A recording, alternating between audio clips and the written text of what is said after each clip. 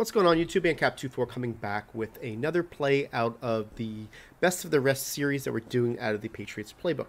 Today's video, we're going to look at a red zone play that I've been really going to in the right situation that's giving me a lot of success out of the gun split close Pats playbook formation and looking at the play called wide receiver corners.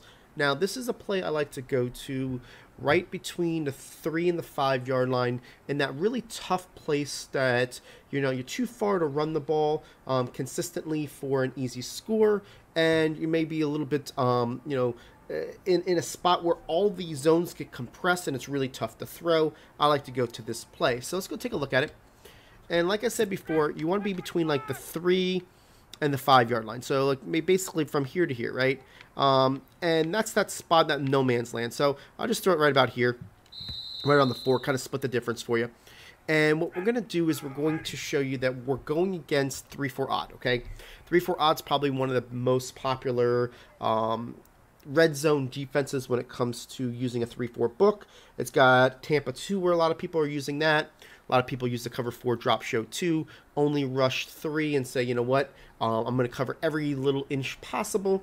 And then you got the cover 6 where a lot of people like to run it for, your run D. And then cover 3 is probably the least likely one that you're going to see. But since it's here, we'll show you kind of how that works as well. So let's start off with cover 2. And all I'm going to do with this defense is I'm going to base align them. What I'll do is I'll just go ahead and press just to get those guys a little bit shorter down there. And it doesn't matter what the guy's doing the outside. I can put them on hard flats. I can keep them cloud flats. It doesn't matter. We're not attacking those players, okay? And what you're going to see most of the time is that there's 2 spots that you can tack when it comes to the red zone that are going to give you the most success. We did a video on this a couple months ago about how to attack in the red zone.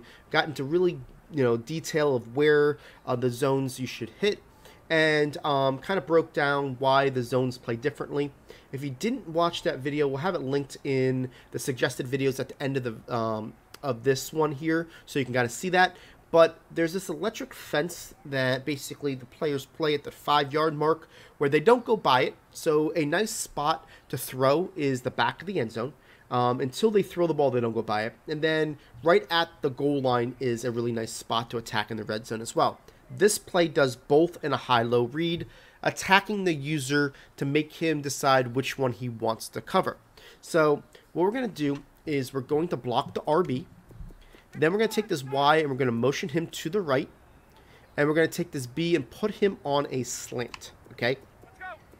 And what we're going to do basically is have a high-low with the A and the Y, okay? And the B receiver is just kind of one of those routes that's going to help push people away. It's going to come into play when we go against cover 4 more than anything. But what you're going to notice is that the guy I'm always looking at is this wide receiver first. Typically speaking, most people are going to protect the back of the end zone before they protect the front of the end zone from a natural, type of what they've been beat on in the past, okay? Most people don't get beat right on the front of the end zone. But what I like about this Y route, it looks like a slant, looks like a crossing type start of a route, and then he stops and turns to the inside, giving him the ability to box out his player, and we're going to be able to throw kind of a low pass to him. So watch how it works. And what you're going to see here is the Y is going to go right there. He's going to be able to get down, and you're going to throw it right there. Easy cover 2 beater. It works really well because of the way that the routes are designed. Let me show you it real quick. Most people won't react to that when you're going against cover 2. So that guy comes through there. He's going to go this way. And now they've got a decision. Do I go and cover that guy? If they go and cover that guy, you're going to see that this, you got actually 2 players here. You've got the slant coming across that they have to worry about, but you also got this backdoor in route in the back of the end zone where this guy's going to go to there and you're going to high ball pass it to him if they jump that player. But typically speaking, I'm going to get it to this player right away. Stops there because when they see this guy right here, they're thinking, I got to cover number 12 more than anybody because we're running towards the middle, towards their players. When he stops, they don't expect that player to be open like that, okay? Now, we're going to simulate here cover 2, and we're going to simulate that the user actually is going to jump the Y, okay? So we'll do this again. We'll move this guy over. We're going to block our B. We're going to put the B on that slant. And you're going to see that we're going to always look at the Y first, then we're going to adjust to the A. So the Y goes there, the guy's going to jump there. Now we're waiting for this A. High ball pass this to the back of the end zone, and you got yourself a touchdown.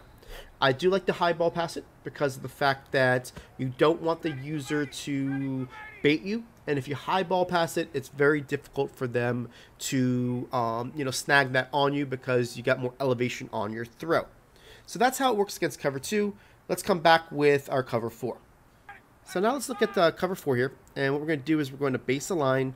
I'm going to press, and I'm going to put them on underneath coverage just to make sure that you see that those hook curls are going to play down a little bit. So it's going to make this even harder, right? So what we're going to do is same setup we did before. Put the Y on motion to the right, block your running back, RB, and then you're going to put the B on a slant. You're going to notice that the Y is going to be open right at the end zone line. You're going to want to throw this ball quickly and down in order to make sure that you protect yourself from the free safety and the hook curl.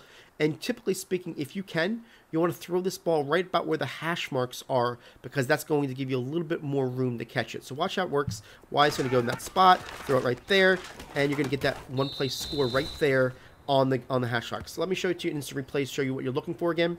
And the way it works, this is just really hard for a user to cover because this is like the last spot that he needs to cover.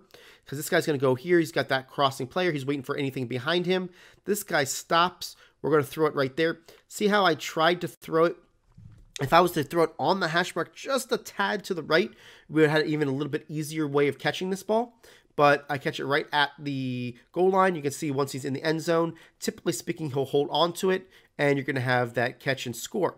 So you're really looking at, once he turns, watch when you get the quarterback, when the 91 zone, the guy goes right now, right? That free safety will jump it. He's not going to be anywhere 5 yards. He's going to be at the 5-yard mark. So you want to throw this ball and protect yourself by throwing a low pass and getting that score. So now let's look at this cover 4 defense where we're going to get them to commit to covering the running back, right? They're going to say, I'm jumping the running back, and we're going to have to show you option number 2. And what we're going to do is the same exact setup, right? Where we're going to block our RB, move the Y over, and put the B on a slant. Now, I want to make sure that you know, when you're going against cover 4, the safeties are going to be more squeezed to the middle of the field in comparison to cover 2. Cover 4 has the inside quarters, so when you're in the red zone, they're really not going to, deviate from that, and they're going to stay in their channels, so it's going to make it a lot tougher to kind of throw it in between them. The reason why we put this B on a slant is we want to hold that free safety just a half a second longer than he normally would if he wasn't on that route in order to get the A open. So what we're going to do here is we're always going to look at the Y. And when the Y goes ahead and looks like he's getting covered like he is, we're going to wait to the A, and then we're going to throw this ball to that player in the back of the end zone. Now let me show you here when it comes to instant replay that you're going to notice that that free safety over here is going to jump. But we're going to get him to kind of widen out just a little bit, so we don't want to wait too long. See how we get him to widen just a second right there? And we're going to want to throw this ball to this guy on the back of the end zone, because if we wait too long, that guy is going to get over there. So that's the timing of the throw. You can see you got plenty of room when you time it right, but if you don't get the timing right, you're definitely either going to throw it to where your player is going to be out of bounds because you threw it too early, or if you threw it too late, then you're going to be closer to that free safety where he's going to be able to either make a play of the ball or make a play on you, right? So that's kind of where you want to throw that ball when it comes to cover 4. Now let's go look at cover 3. I'm just going to show you real quick that cover 3, you're still going to have that same opportunity to throw it to your wide receiver. It's going to be in that little soft spot. We're just going to make sure that you should show that here. Most people will not play the deep part of cover 3 just because there's a guy who's going to be in that deep third, right? So you're going to see here that the Y is going to go here, and you're going to be able to throw that ball right there, get that catch. It's going to be kind of the same thing. And then if we go against cover 6, you're going to see the same thing as well. So here we go with cover 6. We're going to move this guy over, and you're going to do the same thing. Cover 6, depending what you're looking at, is going to have your one cloud flat, which is going to be the cover to the left side, and then cover 4 to the right side. And what you'll see here is that it's going to work to your advantage, here where the Y is going to get underneath, and he's going to be able to get right in that spot, and you're going to be able to catch that pretty easily against your cover 6 as well. So this play can essentially be a nice play for you anywhere on the field. I mean, anywhere in the red zone from the 3 to 5 against all coverages. You just really have to make your reads. I typically will not run this play more than once, or if I do run it once, I score with my running back. My intention the whole time is to think that they're going to know what we're going to do with this, and then we're going to go with the high read, right? A good advanced player might say, you know what, I'm going to bait them, or whatever the case is. So just be careful how many times you run this, but it's really kind of a situational play that, after a while, maybe you got the 3rd and goal, you're sitting around the 3 to 5 yard line, and you're saying, what am I supposed to do here?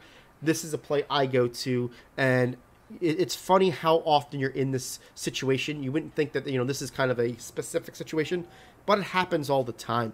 Once you get into that 5, people start trying to buckle down on you, and it's tough to throw, it's tough to run, and this is just a really nice attacking spot. I want to say thank you for everybody that has watched this video all the way to the end. We do appreciate your support. If you got something useful out of this video, go ahead and hit that like button. It does really help us grow our channel. If you're new to our channel and haven't seen one of the videos that are on your screen right now, go ahead and check it out for some great Madden content, and don't forget to hit that subscribe button.